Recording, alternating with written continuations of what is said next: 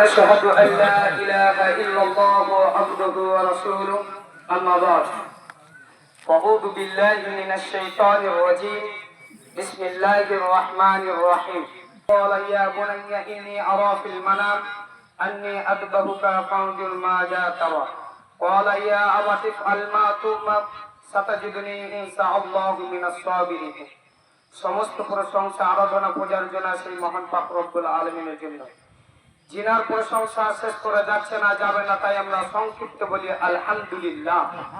তারপরে পরে আমাদের ধর্মের গুরু কর্মেস্ত্রা মা আমিনাল্লাহ মুরুদ্দুলাল নবী সেরেমনি নবী মাক্কি নবী মাদানী আহমদ মুস্তাফা মুহাম্মদ মুস্তাফা সকালে বলুন সাল্লাল্লাহু আলাইহি ওয়াসাল্লাম।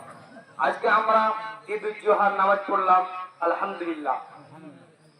আমরা সকলেই জানছি যে আজকে কুরবানির দিন, অতএব এই কুরবানি নিয়ে কিছু আলোচনা করবো ইনশাআল্লাহ। ওয়া তাওফীকি ইল্লা বিল্লাহ।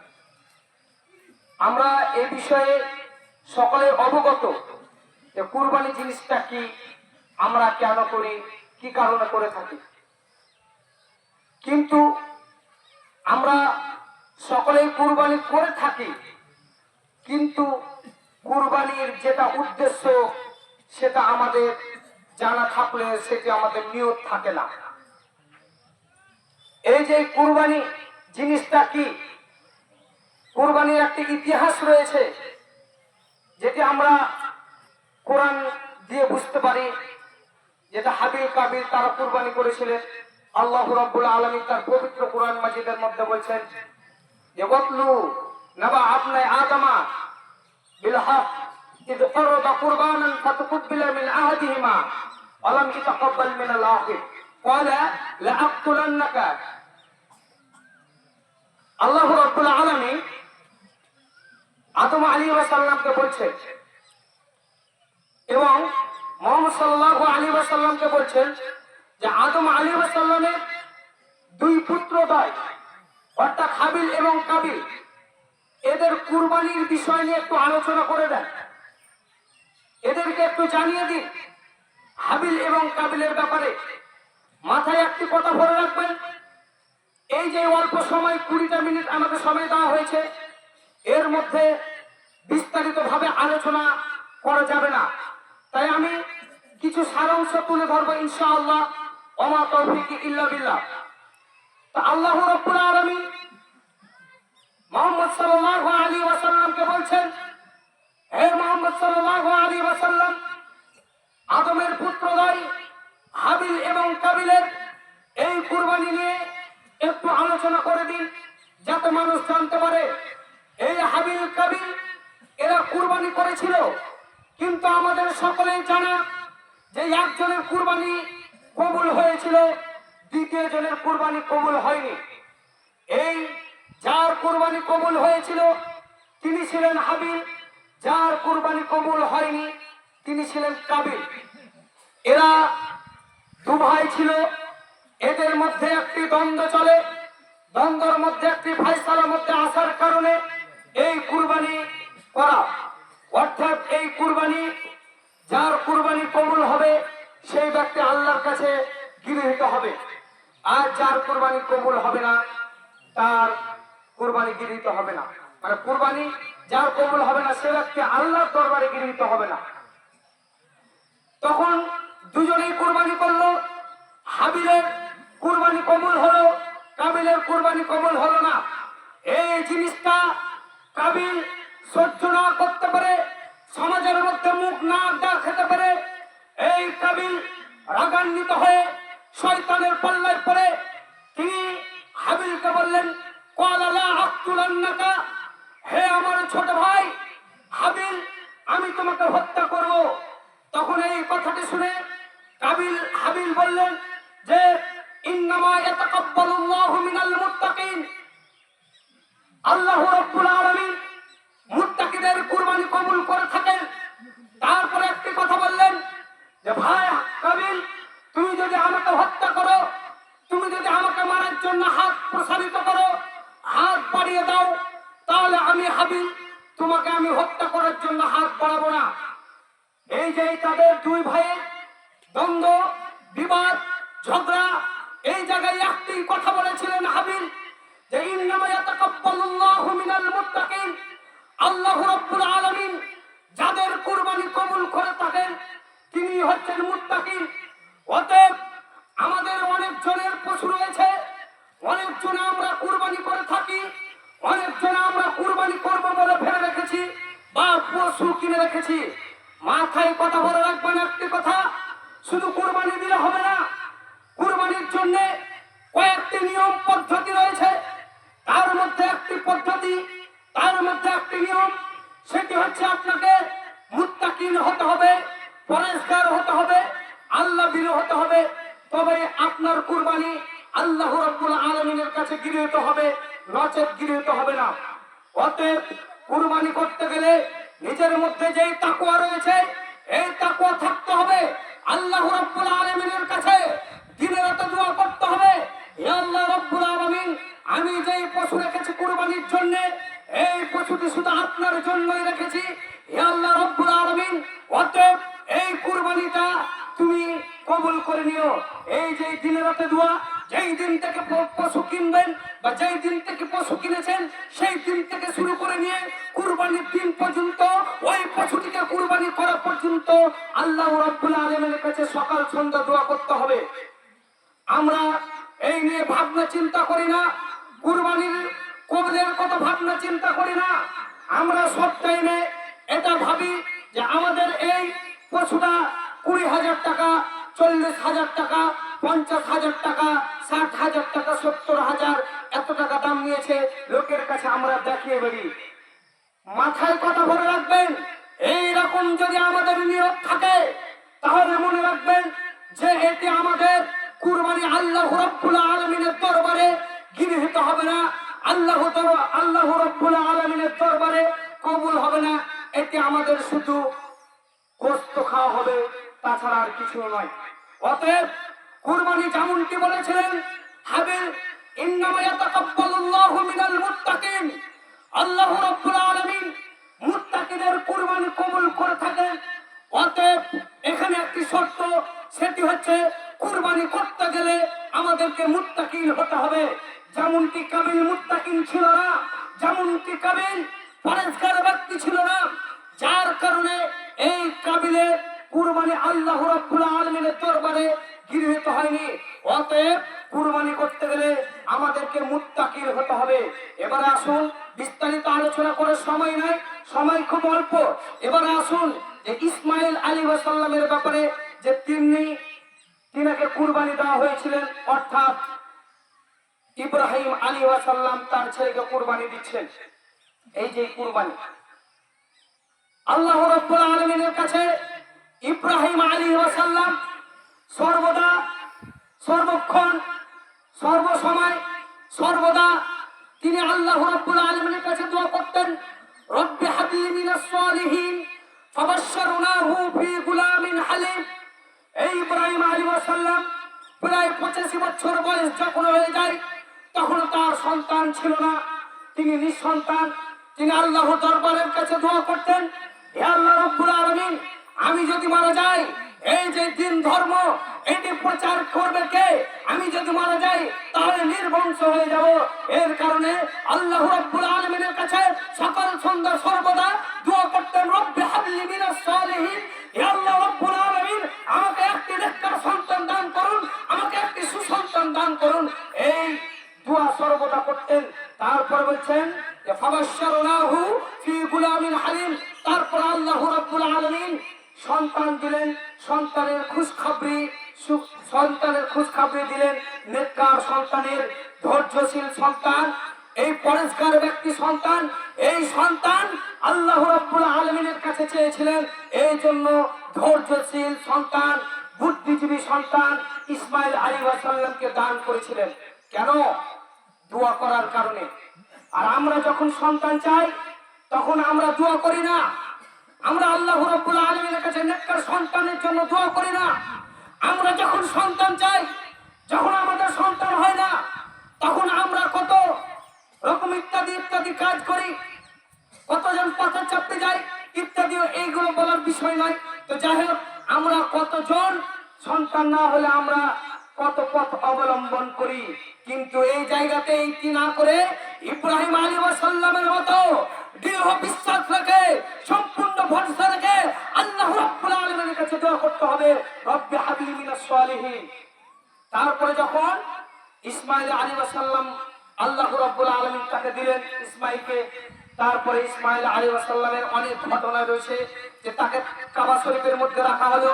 রাখার পরে আল্লাহ রাব্বুল আলামিন দেখছেন যে ইসমাঈল আলাইহিস সালামের প্রতি বেশি মায়া হয়ে গেছে না আমার প্রতি মায়া হয়েছে। এই ইব্রাহিমকে অনেকগুলি পরীক্ষা করেছেন শুধু এই মায়া পরীক্ষার জন্য। যে 85 বছর 86 বছর পরে যে সন্তানটি পেলেন, এই সন্তানের মায়া মমতায় আল্লাহ রাব্বুল আলামিনকে ভুলে গেলেন না, এই ইসমাঈলের প্রতি তার বেশি টান বেশি মায়া। এই জন্য পরীক্ষা করলেন যে ইসমাঈলকে এবং তার মা হাজেরাকে তুমি কোথায় কাবা শরীফের কাছে রেখে এসো। যখন রেখে আসেন তখন কাবা শরীফ ছিল না, কাবা শরীফে রেখে এসো, সেখানে রেখে আসলেন, লম্বা ঘটনা। তারপরে ইব্রাহিম আলাইহিস সালাম একদিন স্বপ্ন দেখছেন যে ফালাম্মা বালাগা মাহু সাইয়া ক্বালা ইয়া বুনাইয়া ইন্নী আরা ফিল মানাম আন্নী আযবাহুকা ফানজুর মাযা তারা ক্বালা ইয়া আবাতি ফাআল মা তু'মার সাতাজিদুনি ইনশাআল্লাহু মিনাস সাবিরিন। ইব্রাহিম আলাইহিস সালাম যখন ইসমাঈল আলাইহিস সালাম তার বাপের সঙ্গে চলাফেরার মতো বয়স হলো, প্রায় 13 থেকে 14 বছর বয়স এরকম, তখন ইব্রাহিম আলাইহিস সালাম তার ছেলেকে বলছেন, হে আমার ছেলে, আমি স্বপ্নের মধ্যে দেখছি যে আমি তোমাকে জবাই করছি, ফানজুর মাযা তারা, তোমার রায় তোমার মতামত তুমি পেশ করো। তখন ইসমাঈল আলাইহিস সালাম বলছেন যে ক্বালা ইয়া আবাতি ফাআল মা তু'মার সাতাজিদুনি ইনশাআল্লাহু মিনাস সাবিরিন। হে আমার পিতা, আল্লাহ রাব্বুল আলামিনের তরফ থেকে আপনার প্রতি যেটি আদেশ হয়েছে সেই আদেশটি আপনি তাড়াতাড়ি পালন করুন। তখন এই ইসমাঈল আলাইহিস সালাম দেখেন কেমন ব্যক্তি, তাকে ডাইরেক্টলি বলছেন, হে ইসমাঈল, আমি স্বপ্নের মধ্যে দেখছি যে তোমাকে জবাই করছি, তোমার মতামত পেশ করো। এবার দেখেন বর্তমানে সমাজে যদি আমাদের মধ্যে কোন একটি জিনিস চলে আসে ন্যায় ইনসাফের বিষয় নিয়ে যে তোমার ছেলে অন্যায় করেছে, আজকে তোমার ছেলেকে শাস্তি দিতে হবে, এটা আমাদের কাউরির ক্ষমতা নাই। আমাদের কাউরির ক্ষমতা নাই যে আমার ছেলের প্রতি আমি শাস্তি দিব, এইরকম ক্ষমতা নাই। অথচ এটাকে সামান্য শাস্তি বা আরো কিছু শাসনের দিক টাকা ছেলেকে যদি মারতে হয়, এই জিনিসগুলো আমাদের দ্বারাই হয় না। বড় ছেলে হয়ে গেছে কি করে কথা বলবো, বড় ছেলে হয়ে গেছে কি করে মারবো, কি করে শাসন করব, এই শরীরের মধ্যে আমরা যারা পিতা রয়েছি, এই পিতা এই শরীরের মধ্যে ভাবনা চিন্তা চলে এসছে। মনে রাখবেন, ছেলেকে শাসন করতে গিয়ে ছেলে যতই বড় হোক না কেন, যতই বড় ডাক্তার প্রফেসর হোক না কেন, যদি আপনি গার্জিয়ান হয়ে ছেলেকে শাসন করেন, সেটা আপনার অধিকার রয়েছে। দেখা যাবে না ওই ছেলে নানা হয়েছে না দাদা হয়েছে, আপনার ছেলে সর্বদা আপনার কাছে রয়েছে, আপনার নিচে আছে, অতএব সর্বদা শাসন করবেন। অতএব এই ইসমাঈল আলাইহিস সালামকে ইব্রাহিম আলাইহিস সালাম বলছেন, আমি কি স্বপ্নে দেখছি এটা তোমার মতামত, তোমার রায় পেশ করো। যেমন বাপ তেমন ছেলে তেমন মাতা, মাতা যেমন ছিলেন ইসমাঈল তেমন ছিলেন, ইব্রাহিম তেমন ছিলেন। আল্লাহর নিয়ম, আল্লাহর নিয়ম কারণ পালন করার জন্য তারা সর্বদা প্রস্তুতি থাকতেন যে আল্লাহর নিয়ম সর্বদা পালন করতে হবে। যখন ইব্রাহিম আলাইহিস সালামকে যখন আগুনে ফেলে দেওয়া হয়, তখন তার কেউ ছিল না, তার কোন রকমের কোন টান ছিল না। ইব্রাহিম আলাইহিস সালামকে যখন আগুনে ফেলা হয়, তখন এটা তার জন্য পরীক্ষা ছিল, কিন্তু এর সামনে পিছনে সাইডে কোন রকমের টান ছিল না বা কেউ তার ছিল না। যেটি বর্তমানে ইসমাঈল রয়েছে, তার স্ত্রী দুটো রয়েছে, হাজরা ও সারা, এই জায়গাতে ইব্রাহিমকে কুরবানি দিতে হচ্ছে তার ছেলেকে। কতটা কষ্টদায়ক বিষয় তাই না? কতটা কষ্টকর বিষয় তাই না? নিজের ছেলেকে নিজের হাতে কুরবানি দেওয়া, এটা কি কষ্টকর নয়? কিন্তু ইব্রাহিম আলাইহিস সালাম, তিনি যে মহান নবী, উনি যে নবীদের নেতা নবী, এই নবী আল্লাহ রাব্বুল আলামিন পরীক্ষা করেছেন। এই জায়গাতে ছেলের মুখ দিকে তাকালে হবে না, স্ত্রীর মুখ দিকে তাকালে হবে না, আল্লাহর যেটা নিয়ম সেই নিয়ম পালন করতে হবে। তারপরে ইব্রাহিম আলাইহিস সালাম তার ছেলে ইসমাইল আলাইহিস সালামকে নিয়ে যাচ্ছেন। নিয়ে যেতে যেতে শয়তান বন্ধু সেজে ইব্রাহিম আলাইহিস সালামকে বাধা দেওয়ার চেষ্টা করছেন যে তোমার ছেলেকে তুমি নিজ হাতে কুরবানি করো, এটা আবার কোন ধরনের নিয়ম, এটা আবার কেমন নিয়ম নীতি। এইভাবে ইব্রাহিম আলাইহিস সালামকে পথভ্রষ্ট করার জন্য শয়তান তিনবার এসেছিল। হাজীগণ যারা হাজীগণ গেছেন, তারা এই তিন জায়গাতে ইব্রাহিম আলাইহিস সালাম শয়তানকে 7টি করে পাথর নিক্ষেপ করেছিল, 7টি করে পাথর মেরেছিল। এই যে মারা, এটি আল্লাহ রাব্বুল আলামিনের কাছে এত পছন্দনীয় হয়েছে, যেটা কিয়ামত পর্যন্ত এটি একটি সুন্নাত স্বরূপ রেখে দিয়েছেন। যত হাজী যান এই নিয়ম তাদেরকে পালন করতে হয়। তারপরে ইব্রাহিম আলাইহিস সালাম ইসমাইলকে নিয়ে যাচ্ছেন। এমন অবস্থায় যখন ফালাম্মা আসলামা তাল্লাহু লিল জাবিলিন, যখন বাপ বেটার রায় এক হয়ে গেল, তখন ইব্রাহিম আলাইহিস সালাম ইসমাইল আলাইহিস সালামকে উবুড় করে শুইয়ে দিলেন। যখনই জবাই করতে যাবেন বা জবাই করছেন, এমন অবস্থায় আল্লাহ রাব্বুল আলামিন ডাক দিয়ে বলছেন ওয়াফাদাইনা, আল্লাহ রাব্বুল আলামিন বলছেন ওয়ানাদাইনা আইয়া ইব্রাহিম কদ সাদ্দাকতা রুইয়া ইন্না কাযালিকা নাজিল মুহসিনিন। হে ইব্রাহিম আলাইহিস সালাম, আমি যে স্বপ্নটা তোমাকে দেখিয়েছিলাম, এই স্বপ্নটা তুমি বাস্তবায়ন করেছো, এই স্বপ্ন তুমি রূপান্তরিত করেছো, এই স্বপ্ন তুমি সত্যিকারে স্বপ্ন বাস্তবায়ন করেছো।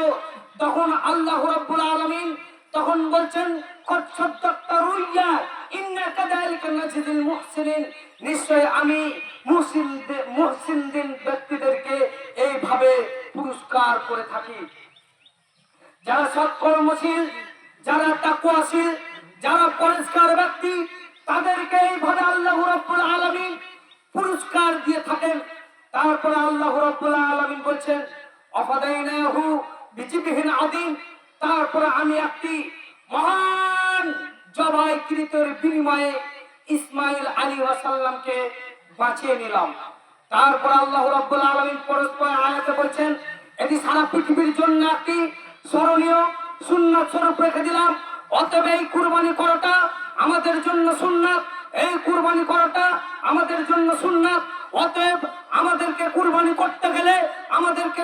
করতে গেলে যেটি যেমন ভাবে হাবিল কুরবানি করেছিলেন, যেমন ভাবে ইসমাইল আলাইহিস সালামকে কুরবানি করেছিলেন নিঃস্বার্থভাবে শুধু আল্লাহর জন্য, এই রকম আমাদের নিয়ত রাখতে হবে, এই রকম আমাদের ভাবনা চিন্তা রাখতে হবে। শুধু মাংস খাওয়ার জন্য রাখলে হবে না, মাংস খাওয়ার জন্য নিয়ত রাখলে হবে না। এই মাংস শুধু আপনি খেতে পাবেন না, এই মাংস শুধু আপনি খেতে পাবেন না, পাড়া প্রতিবেশী গরিব মিসকিন আত্মীয় স্বজনদেরকে বিলি করতে হবে। যারা কুরবানি করেনি তাদেরকে আপনাকে লক্ষ্য রাখতে হবে। তারপরে তাদের বাড়ি সহ তাদেরকে কি করতে হবে, মাংস পৌঁছিয়ে দিতে হবে। এটা আপনার জন্য কর্তব্য, এটা আপনার জন্য কর্তব্য।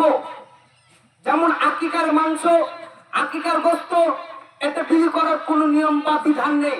এটা আপনি যদি চান খেতে পারেন, আপনি যদি চান আপনি বিলি করতে পারেন। আর কুরবানির মাংস স্বয়ং আল্লাহ রাব্বুল আলামিন বলছেন যে তুমি খাও এবং ফকির মিসকিনকে খাওয়াও, অভাবগ্রস্ত ব্যক্তিদেরকে খাওয়াও। তাহলে এই আয়াতে আমরা কি বুঝলাম, যে শুধু কুরবানি দিতে পেরেছি বলে যে এটা আমার হক রয়েছে, এটা কোনোদিন ভাববেন না, এই পরিকল্পনা কখনো ভাববেন না। অতএব আপনাকে সর্বদা সব টাইমে চিন্তা ভাবনা করতে হবে যে এই কুরবানি দিতে পেরেছি, পাড়া প্রতিবেশী আত্মীয় স্বজন কারা কুরবানি দিতে পেরেছে, কারা দিতে পারেনি। লক্ষ্য রাখবেন, এমন ব্যক্তি ভদ্র পরিবার রয়েছে কুরবানি দিতে পারেনি, মাংস আপনার কাছে চাইতে পারবে না। আর কুরবানির মাংস কেউ চায় না, নিজের ব্যক্তিগত ভাবে দিয়ে আসতে হয়। অতএব যেটা আল্লাহ রাব্বুল আলামিন বলেছেন যে তুমি খাও এবং ফকির মিসকিন অভাবগ্রস্ত আত্মীয় স্বজনদেরকে বিলি করো, সেটাই করবেন। আর যখনই কুরবানি করবেন আল্লাহ রাব্বুল আলামিনের কাছে নিয়ত করবেন, আল্লাহ এই পশুটা শুধু তোমার নৈকট্য লাভের উদ্দেশ্যে কুরবানি করছি, অতএব আমার এই পশুটা বৃথা করো না, তোমার কাছে এটা গ্রহণ করে নিও। তারপরে এই কুরবানি একটা জিনিস, এই কুরবানি আপনারা যদি পারেন নিজে হাতে জবাই করবেন। কুরবানিটা আপনারা যদি পারেন নিজে হাতে জবাই করবেন, এটি হচ্ছে উত্তম। আর বেশি আলোচনা করব না, 20 মিনিট সময় দেওয়া হয়েছিল, প্রায় 25 মিনিট হয়ে গেল। তো যাই হোক, আল্লাহ রাব্বুল আলামিন পরিশেষে দোয়া করি, আল্লাহ রাব্বুল আলামিন আমরা যে কুরবানিটা করব সেই কুরবানিটা আমাদের সকলের কুরবানি আপনি গ্রহণ করে নেবেন। আমিন। ওয়া মা আলাইনা ইল্লাল বালাগ। আসসালামু আলাইকুম ওয়া রাহমাতুল্লাহ।